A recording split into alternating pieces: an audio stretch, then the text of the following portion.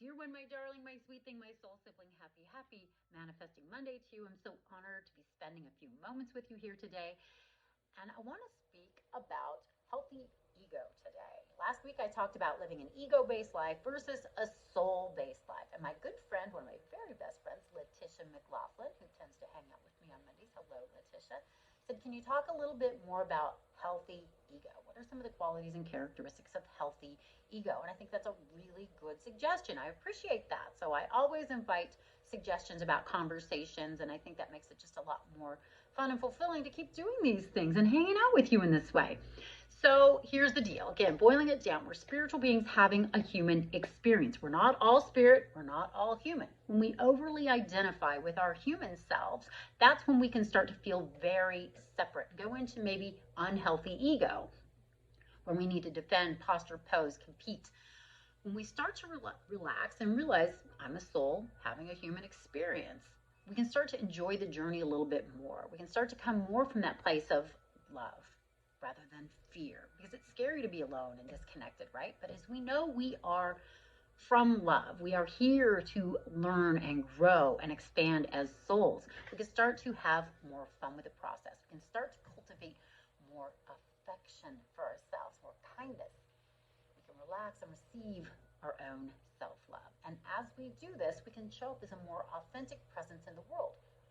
Healthy ego is just showing up courageously, authentically, humbly, but confident. Feeling very comfortable in one's skin, enjoying the expression and beingness of who you are, of who we are.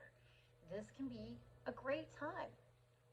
And it's important to be able to acknowledge that sometimes I make mistakes, sometimes I'm flawed, sometimes I'm clumsy, sometimes I'm messy, sometimes I do things that, aren't awesome.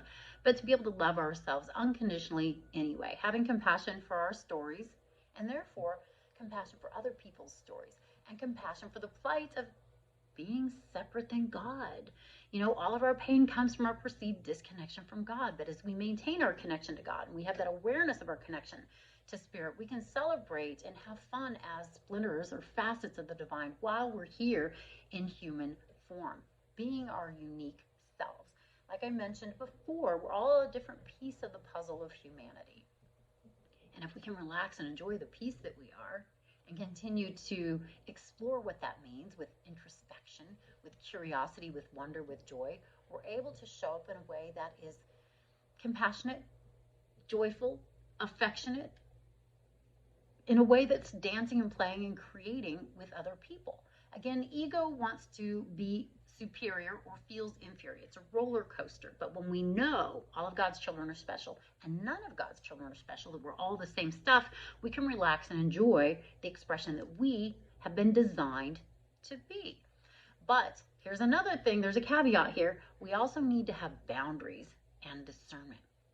Though we're all one and we're all important and we're all special, we need to take responsibility for the piece of the puzzle that we are, the garden that we've been given, for the life force that we are and the bodies that we have. So we really need to acknowledge that it's vital to be aware of boundaries and continually refine and discern what that means. Sometimes people will say, well, Tammy, I feel like I'm being selfish because I'm saying no to this situation. There's nothing more important than you taking responsibility for your relationship to God. I think there's a radical difference between being selfish with a small s and being selfish with a capital S. Capital S selfishness is about you taking care of your connection to your soul and source and putting boundaries around that, so that when you do share and you do give, you're giving from that place of overflow and abundance rather than depletion and deficit.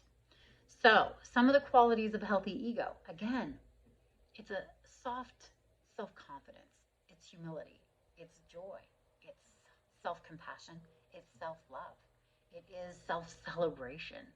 When we really feel this way for and within ourselves, we're able to show up in a way that it liberates others, and it gives them permission to relax and be who they are. I don't think there's anything more important in the world than that. So Letitia, thank you for this, and I love that you're showing up as such an authentically joyful, hysterical, beautiful expression of the divine.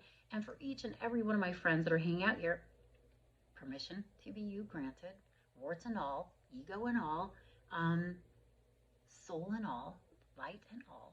And I hope that you are enjoying the expression that you are. Being introspective, being self compassionate, being self loving, self forgiving, um, just being all of who you are without trying to pretend you're smaller, without trying to posture and wear a false mask and pretend that you're bigger or other than the truth of who you are. Get rid of your guilt, get rid of your shame. Choose and intend to love yourself unconditionally, compassionately, no matter what. Then you can relax and come from that place of healthy ego, alignment to your soul self. Nothing is more fun than this as a human being on planet Earth. So I hope this resonates for you. I would be very interested in knowing what your thoughts are because I didn't go over every aspect of healthy ego. What's healthy ego mean to you? What are some of the qualities and characteristics of this? And are you living a healthy, soulful, healthy ego-based life? I'd like to know so we can continue the conversation and continue the celebration because it's a pretty great way to be. So know that you're my heart, meditation, and prayers, and let's continue to hold each other's hands, share each other's stories, thoughts, ideas, intuitions, inspirations, and know that I adore you, and I'm sending you blessings as we hold each other's hands and walk each other home. So take good, gentle care of yourself, and I love you.